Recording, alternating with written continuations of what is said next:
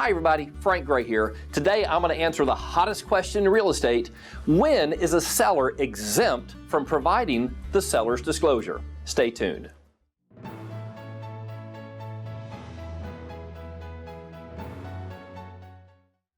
In recent days, I've been asked one question more than any other by our agents. When does a seller not have to provide a seller's disclosure? And I've been presented with some specific circumstances. The seller is selling an as-is condition, and so they're refusing to provide a disclosure. Or they say they've never lived there. It's always been an investment property. Tenants have lived there, so they don't have any first-hand knowledge of the property. No disclosure being provided.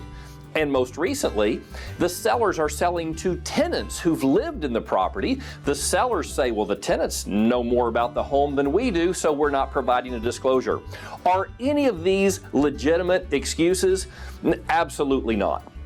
The Texas Property Code does identify 10 circumstances in which a seller doesn't have to provide the disclosure.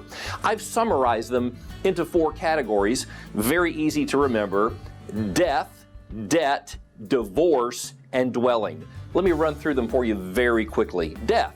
If the property is being transferred through the probate process or through a will, then no seller's disclosure is required.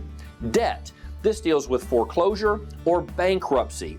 If either of those are triggering the transfer of the property, no seller's disclosure requirement. What about divorce? If the property is being transferred from husband to wife or vice versa through a divorce, it's not required. Similarly, if the property is being transferred along close family lines, even apart from a divorce, between a husband and a wife, or between one owner to another, or between an owner to somebody in their direct line of descent, no disclosure required. And then finally, the 4th category, dwelling.